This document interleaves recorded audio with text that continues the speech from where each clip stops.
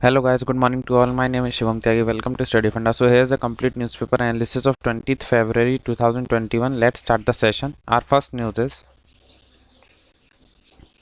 4 PLA soldier died in Galwan. तो अब China वाले मान रहे हैं कि जो गलवान वैली वाला क्लैश हुआ था इसमें 4 सोल्जर्स मरे थे। अभी तक उन्होंने माना ही नहीं था कि हमारी वजह से किसी की लाइफ गई है, लेकिन अब वो मान लिए हैं। तो आपको पता है डिसएंगेजमेंट चल रहा है, कहाँ चल रहा है तो याद रखना पैंग सुंग सो। पहली बात याद रखिएगा ये कहाँ पर है इसकी लोकेशन, तो ईस्टर्न लद्दाख में। प्लीज रिमेंबर, मैं इतनी बार बोल दिया हूँ, एग्जैक्टली याद रखिएगा, लद्दाख नहीं ईस्टर्न लद्दाख में।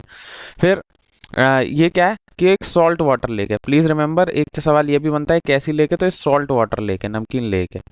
एक पैंगसोंग सो है, एक सो मोरोरी करके है। ये दोनों सॉल्ट वाटर लेक है। प्लीज रिमेंबर, अगर कोई पूछ लेता है कहाँ पर है तो दोनों लद्दाख वाले रीजन में ही है। और एक ये कमांडर टॉक्स 10th राउंड चल रहा है कॉप्स कमांडर टॉक्स का, CCT का। कॉप्स कमांडर टॉक्स किसके बीच में होती है, तो इंडिया और चाइना के बीच में होती है। एक सवाल ये बन सकता है, जो चाइना की आर्मी है उसका नाम भी पूछ सकते हैं, तो याद रखिएगा PLA नाम है, पीपल लिबरेशन आर्मी। जो चाइना की आर्मी है उसका नाम। और इससे कुछ सवाल नहीं बनेगा, आगे चलते हैं। टच डाउन, तो आपको नासा का perseverance rover, please remember perseverance rover किसका है, याद रखना पड़ेगा। परसीवरेंस रोवर किसका है, तो नासा का है। पहली बार हुआ है कि मार्स की जमीन पर कोई ड्रोन पहुंचा है, तो याद रखिएगा NASA was the first agency whose drone was touch down the Mars atmosphere. तो नासा एक पहली एजेंसी है। नासा का भी कौन सा रोवर है, तो नासा का परसीवरेंस रोवर। फिर जो एक इंडियन है, ये इंडियन अमेरिकन है, जिन्होंने पहली बार मतलब जैसे ये रोवर पहुंचा तो हाँ इनकी आवाज़ सबसे पहले मार्स में गई है। तो इनका नाम याद रखना है स्वाति मोहन। इन्होंने पूरा गाइड करा है उस रोवर को, पूरा गाइडेंस नेविगेशन कंट्रोल सब इन्होंने ही देखा है। तो याद रखिएगा इनका नाम स्वाति मोहन, ये नासा में ही काम करती हैं। ये इंडियन अमेरिकन है। तो हो सकता है कभी कभी पूछ सकता है, इतना डिटेल वैसे जाएगा नहीं, वो इतना ही पूछेगा कि परसिवरेंस रोवर कहाँ से रिलेटेड है, तो याद रखिएगा नासा का रोवर है। और सॉरी थोड़ी बैकग्राउंड नॉइज आ रही होगी, नासा का रोवर है और ये टच करा है मार्स की स्पेस एजेंसी को। फर्स्ट ड्रोन है जो टच करा है, और कुछ नहीं पूछा जाएगा। आगे चलते हैं। सेलिब्रेटिंग 35th स्टेटहुड डे, तो अरुणाचल प्रदेश इस दिन ही बनाता है। याद रखिएगा कभी कोई पूछ लेता है अरुणाचल प्रदेश किस दिन बनाता था, 20 फरवरी 1987 को ये बना था अरुणाचल प्रदेश। तो अब इसका 35 स्टेटहुड डे है। तो अपना इतना इंपॉर्टेंट नहीं है कौन सा स्टेटहुड डे है, लेकिन बस डेट याद रखिएगा कब ये बना था। जैसे गोवा कब बना है, आज का सवाल यही है, गोवा कब बना है, किस कॉन्स्टिट्यूशनल अमेंडमेंट एक्ट से बना है, या ये बता दीजिएगा। गोवा किस कॉन्स्टिट्यूशनल अमेंडमेंट एक्ट से बना है, ये आज का सवाल है। ये इतना इंपॉर्टेंट नहीं है, फिर भी न्यूज में था इसलिए मैंने बता दिया। आगे चलते हैं। New tourist point to be identified at Sambhar lake, तो अब सांबर लेक में नए नए टूरिस्ट पॉइंट ढूंढ रही है सरकार। तो इतना अपने लिए इंपॉर्टेंट नहीं है, अपने लिए इंपॉर्टेंट है सांबर लेक। तो याद रखिएगा बहुत इंपॉर्टेंट है, क्योंकि largest inland salt water lake है, सॉल्ट वाटर बॉडी है। कहाँ पर है, तो ये जयपुर में है। जयपुर में, याद रखिएगा जयपुर कहाँ पर है, तो राजस्थान में। देखिए फोटो भी है यहाँ पे। तो याद रखिएगा कहाँ पर है सांबर लेक, तो ये राजस्थान में, प्लीज रिमेंबर। फिर एक सवाल ये भी बनता है कि सारी साइड से अरावली से घिरा है कि नहीं। कभी कभी वो लिख देता है कि this lake is surrounded by all the sides of Aravalli, तो लोग कंफ्यूज हो जाते हैं कि पूरी अरावली को तो नहीं घेर रहा होगा, तो गलत ऑप्शन कर देते हैं। तो याद रखिएगा चारों पांचों साइड से अरावली से ढका हुआ है, all sides by Aravalli hills. फिर राजस्थान की सॉल्ट प्रोडक्शन यहीं से होती है, क्योंकि सॉल्ट वाटर लेक है, आपको पता ही है। और ये वेटलैंड है, recognised wetland of international importance. आपको सारे वेटलैंड्स पता होने चाहिए जितने भी हैं, तो ये वेटलैंड्स है। एक इसमें जो वेटलैंड्स है उसमें एक याद रखिएगा मॉन्ट्रेक्स रिकॉर्ड करके भी होता है। डायरेक्ट सवाल ये भी होता है कौन कौन सी साइट्स मॉन्ट्रेक्स रिकॉर्ड में, मैं डिटेल में नहीं जाऊंगा, बस दो ही साइट हैं जो मॉन्ट्रेक्स रिकॉर्ड में। तो आपको याद रखना पड़ेगा, एक तो है लोकटक लेक। लोकटक लेक कहाँ पर है, तो मणिपुर में, प्लीज रिमेंबर। और एक है कोलोद्यो लेक, ये कहाँ पर है, तो ये राजस्थान में। तो ये दो साइट्स का नाम याद रखिएगा, डिटेल में जानने की जरूरत नहीं है। मॉन्ट्रेक्स रिकॉर्ड जो है वेटलैंड के अंदर ही होता है।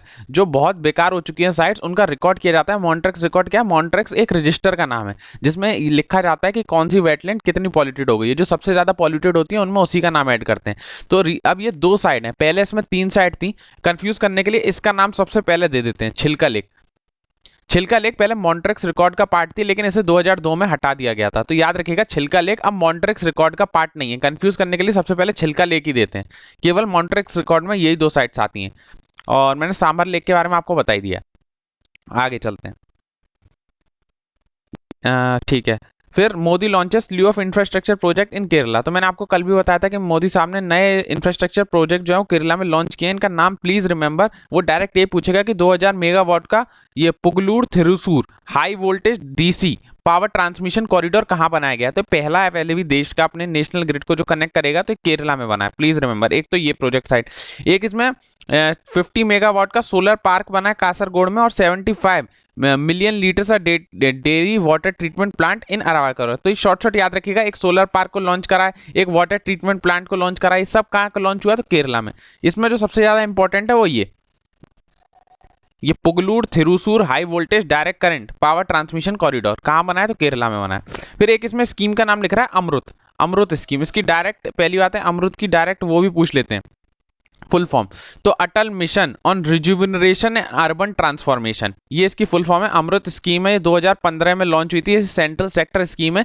इसका काम यह है कि हर प्रदेश में अच्छा पीने को पानी मिले, वाटर मिले, अच्छा सैनिटेशन हो, अच्छा ट्रांसपोर्टेशन हो, इसके लिए स्कीम बनाई गई थी। Atal mission on rejuvenation and urban transformation 2015 की स्कीम है ये। और याद रख सकते हैं कि किस मिनिस्ट्री के अंदर आती है, तो ministry of housing and urban development. कभी कभी ये मिनिस्ट्री का भी नाम पूछ लेता है किस मिनिस्ट्री के अंदर आती है, तो मैंने आपको ये भी बता दिया किस मिनिस्ट्री के अंदर ये अमृत स्कीम आती है। यहाँ लिखी थी इसीलिए मैंने एक्सप्लेन कर दी। चलिए आगे चलते हैं। Banks can not disclaim responsibility on locker supreme court. तो अभी क्या हुआ कि एक आदमी यूनियन बैंक के अगेंस्ट चला गया, उसका शायद सामान वामान चोरी हो गया था लॉकर से। तो अब सुप्रीम कोर्ट ने आरबीआई को ऐसा बोला है कि आप लॉकर के लिए कुछ करिए। अभी क्या होता है कि अगर आपका सामान कुछ भी लॉकर में, तो इसमें बैंक की कोई जिम्मेदारी नहीं होती। अगर जैसे मान के चलिए कि अगर किसी बैंक में चोरी हो जाती है, तो अगर आपका मान के चलिए कि चोर जो है सारे पैसे ले लेते हैं, फिर भी आपके पास 2 लाख रुपए तक की आपके पास इंश्योरेंस रहता है कि आपका 2 लाख रुपए तक का कैश आपको मिल जाएगा। लेकिन लॉकर की कोई जिम्मेदारी नहीं होती। अगर आपने कभी लॉकर लिया होगा तो उसमें पहले वो एफिडेविट साइन करा लेते हैं कि इसमें बैंक की कोई जिम्मेदारी नहीं होगी अगर आपका सामान चोरी होता है तो सुप्रीम कोर्ट ने अभी आरबीआई को डायरेक्शन दिया है कि ऐसा नहीं हो सकता, आप इसमें जिम्मेदार हैं। अगर कोई ओनर है वो आपको पैसा दे के रखवा रहा है, तो ये तो आपकी रिस्पॉन्सिबिलिटी है। तो 41 पेज का जजमेंट आया अभी। और कभी अब देखा गया है कि अब जो है वो डिजिटल लॉकर्स आने लगे हैं, तो डिजिटल लॉकर्स में भी बहुत ज़्यादा मैनिपुलेशन होने लग गया है। तो इसलिए कोई भी अब तो डिजिटल है तो कोई भी एक्सेस ले लेता है उसका। तो अब देखते हैं, सुप्रीम कोर्ट ने आरबीआई को 6 महीने का टाइम दिया है कि आप इस पर कोई अच्छा सा डायरेक्शन लेके आइए और बताइए। तो 6 महीने बाद देखते हैं क्या होता है। तो ये छोटी सी न्यूज़ थी, मैंने बता दी। हाँ, ये किसके अंदर तहत ये सारा इन्होंने बोला सुप्रीम कोर्ट ने, ये बात थी क्वेश्चन। तो कंज्यूमर प्रोटेक्शन एक्ट, कंज्यूमर को प्रोटेक्ट करने के लिए, क्योंकि अगर चोरी होती है तो सबसे ज्यादा जो नुकसान होगा तो कंज्यूमर का ही ना होगा। तो इसीलिए कंज्यूमर प्रोटेक्शन एक्ट के तहत ये सुप्रीम कोर्ट ने ऐसा जजमेंट दिया है। आगे चलते हैं। Supreme court refuses petition against MP ordinance. तो एमपी का और यूपी का दोनों का सेम ही अभी हो गया है। यूपी ने भी और एमपी ने भी क्या निकाला है, unlawful religious conversion ordinance. Unlawful religious conversion मतलब क्या है कि बहला फुसला के क्या करते हैं कि हिंदू मुसलमान से या मुसलमान हिंदू से ऐसे इंटर रिलीजन कास्ट से शादी हो जाती है। तो इसी को रोकने के लिए यूपी और एमपी ने दोनों ने लॉ ऑर्डिनेंस लाया था। तो इसके लिए लोग पिटीशन फाइल कर दिए थे। अपने को इतना कंट्रोवर्सी में नहीं फंसना है कि कौन किससे कर रहा है। अपने जो एग्जाम से रिलेटेड बस ये लॉ का नाम याद रखना है, Uttar Pradesh prohibition on unlawful religious conversion ordinance. वो यही पूछेगा कहाँ पे लाया गया, तो यूपी में लाया गया। मतलब बस इसका ये मेन काम ये है कि कोई जबरदस्ती किसी का रिलीजन चेंज करके शादी ना करे, बस इसका मेन लॉ का काम यही है। लेकिन सब लोग ये बोल रहे हैं कि इससे अभिव्यक्ति की आज़ादी, क्योंकि right to life and personal liberty सभी का अधिकार है, जो एक मौलिक अधिकार है, जो एक फंडामेंटल राइट है। तो आर्टिकल कौन कौन से हैं? आर्टिकल 14 है राइट टू इक्वालिटी। आर्टिकल यहाँ पे लिखे हैं ये सब। आर्टिकल 19 लिखा है इसमें right to freedom of expression. और सबसे important R21 right to privacy, right to life. अगर किसी को अपना रिलीजन चेंज करना है या किसी को किसी दूसरी कास्ट में शादी करनी है, कुछ भी करना है, तो ये उसका पर्सनल मैटर है, इसमें स्टेट का रोल नहीं होना चाहिए। जो पिटीशन लिखा है वो ये बोला है कि किसी को किससे शादी करनी है, किससे नहीं करनी, किसी को अपना धर्म चेंज करना है, नहीं करना, तो ये उसका पर्सनल अधिकार है। इसमें स्टेट जबरदस्ती नहीं कर सकती। अभी क्या स्टेट जो है कर रही है कि जबरदस्ती कर रही है, ऐसा लग रहा है। तो इसीलिए ऑर्डिनेंस, एक तो मेरे को समझ में नहीं आता है ऑर्डिनेंस क्यों लाते हैं। ऑर्डिनेंस क्या होता है? ऑर्डिनेंस एकदम एक्सेप्शनल केसेस में लाना चाहिए, ऐसा लिखा हुआ है कॉन्स्टिट्यूशन में कि जब हमारा हाउस ना चल रहा हो तब ऑर्डिनेंस इशू करा जाएगा। और ऑर्डिनेंस जो है वो पैरेलल पावर नहीं है। ऑर्डिनेंस कैसे इशू कर सकता है? तो राष्ट्रपति इशू कर सकता है अंडर आर्टिकल 123 और गवर्नर इशू कर सकता है अंडर आर्टिकल 213। तो ये 123213 याद रखिएगा। और जब भी ऑर्डिनेंस इशू किया जाता है उसे विद इन 6 वीक्स पास किया जाना चाहिए। जब भी हमारी लोकसभा और राज्यसभा या स्टेट की लेजिस्लेटिव असेंबली बैठेगी तो विद इन 6 वीक्स वो ऑर्डिनेंस पास होना चाहिए। अगर वो ऑर्डिनेंस 6 वीक्स में पास नहीं हुआ तो वो ऑर्डिनेंस खत्म कर दिया जाएगा। ये भी एक होता है। तो मेरे ख्याल से ये तो सबका अपना इंडिविजुअल मैटर है, तो इसमें स्टेट का रोल नहीं होना चाहिए। अब लेकिन स्टेट अगर कुछ करेगा तो सबको मानना पड़ेगा, उसके अगेंस्ट कोई नहीं जा सकता। चलिए आगे चलते हैं। After 15 months Mumbai sailor is glad to return home. अपने लिए जो इंपॉर्टेंट है वो एनेस्टेसिया। एनेस्टेसिया ये मैं आपको पहले भी न्यूज समझा चुका हूँ। एनेस्टेसिया एक शिप का नाम है जो फंस गई थी इन चाइना। ये क्या हुए थे बिफोर लॉकडाउन, जो लॉकडाउन लगा था उससे पहले ये कहीं कहीं घूम के आ रही थी यूएस, नीदरलैंड, साउथ अफ्रीका, और चाइना में आके स्ट्रक हो गई। और ये ला रही थी ऑस्ट्रेलियन कोल, ऑस्ट्रेलिया से कोल भर के ला रही थी। तो चाइना वालों ने मना कर दिया कि हम अपने कोल नहीं उतरने देंगे ड्यू टू कोविड-19 की सिचुएशन। तो इसीलिए कम से कम 15 महीने तक ये जितने लोग हैं वहां फंसे रह गए थे। तो अपने लिए जो इंपॉर्टेंट है वो एनेस्टेसिया है। अब ये वापस आ गए। तो एनेस्टेसिया क्या है, तो एक शिप का नाम है जो फंस गई थी इन चाइनीज पोर्ट। बस अपने लिए इंपॉर्टेंट है और कुछ इंपॉर्टेंट नहीं है। अब ये सही सलामत अपने घर वापस आ गए। आगे चलते हैं। US ready for talks on Iran deal. मैं आपको कल भी बताया था, जो भी काम ट्रंप साहब ने करे हैं उसका अपोजिट काम अब बिडेन साहब करेंगे।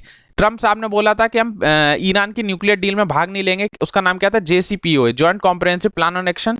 लेकिन अब बिडेन साहब बोल रहे हैं कि हम दोबारा बात करने के लिए रेडी हैं। ट्रंप साहब ने बोला था कि हम पेरिस क्लाइमेट डील से बाहर हो जाएंगे, बिडेन साहब बोले कि नहीं हम इसे ज्वाइन करेंगे। ट्रंप साहब बोले कि हम WHO से बाहर हो जाएंगे। तो कल का न्यूज में आया था कि बिडेन साहब दोबारा 20 मिलियन कितना मिलियन पैसा WHO को दे रहे हैं। तो वही एकदम अपोजिट काम कर रहे हैं जो ट्रंप ने मना करा था, और बिडेन साहब हाँ हाँ कर रहे हैं। तो ये एक छोटी सी न्यूज हो गई, याद रखिएगा। आगे चलते हैं। नॉर्दर्न तमिल, हाँ ये UN human right council, UN human right council कहाँ पर है, बस आपको याद रखना है। UNHRC का हेडक्वार्टर कहाँ है, तो जिनीवा में। जो अब नई मीटिंग भी होने वाली है वो भी जिनीवा में होगी। तो UNHRC कहाँ पर हो रही है, जिनीवा में हो रही है। 46 सेशन है। आगे चलते हैं। तो आज की न्यूज सारी कवर हो गई। आई hope you like my lecture. और मैंने कल का जो सवाल पूछा था वो काफी लोगों ने सही दिया, काफी लोग समझ नहीं पाए मैंने क्या लिखा था। मैंने पूछा था फादर ऑफ पंचायती राज। तो याद रखिएगा father of Panchayati Raj in India बोला जाता है बलवंत राय मेहता को। इसीलिए मैंने ये सवाल पूछा था क्योंकि बच्चे कंफ्यूज हो गए। और जो father of local self government है, father of local self government है, वो बोला जाता है लॉर्ड रिपन को। तो बहुत बच्चों ने लॉर्ड रिपन आंसर दिया, जबकि मैंने पूछा था who is called the father of Panchayati Raj, उसका आंसर है बलवंत राय मेहता। ये दोनों अलग अलग हैं, इसलिए ध्यान से पढ़ा करिए। यूपीएससी ऐसे ही आपको उलझाने के लिए सवाल बनाती है। अब बहुत बच्चों ने लोकल सेल्फ गवर्नमेंट को समझ लिया पंचायती राज। हाँ एक तरीके से वही होता है, लेकिन अगर क्वेश्चन में बलवंत राय मेहता का जिक्र है तो आंसर वही होगा, लॉर्ड रिपन आंसर नहीं होगा। तो ये आज का क्वेश्चन है। हाँ ये जो आपके कल का क्वेश्चन है इसका आंसर मैंने आज बता दिया। आज का क्वेश्चन आप लोगों के लिए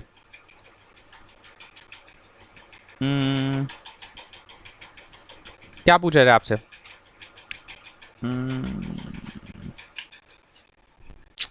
क्वेश्चन जोड़ने के साथ कंफ्यूजन हो जाता है कि पूछे क्या जाए। हाँ where is ring of fire located. Pen बंद हो गया, 1 minute.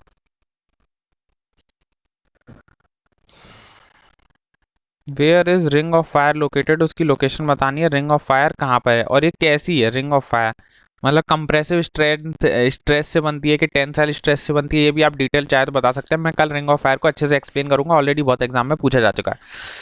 So I hope you like my lecture. Please like share and subscribe. मेरे को इंस्टाग्राम पे फॉलो कर सकते हैं _शिवम_त्यागी_ST। और स्टडी फंडा को भी फॉलो कर लीजिए, हमारी टेस्ट सीरीज भी लॉन्च हो गई है। तो जिस बच्चे को भी टेस्ट सीरीज चाहिए वो ऐप के थ्रू ले सकते हैं। Inquiry number is in description. So take care, पढ़ते रहिए, मेहनत करते रहिए। Bye bye.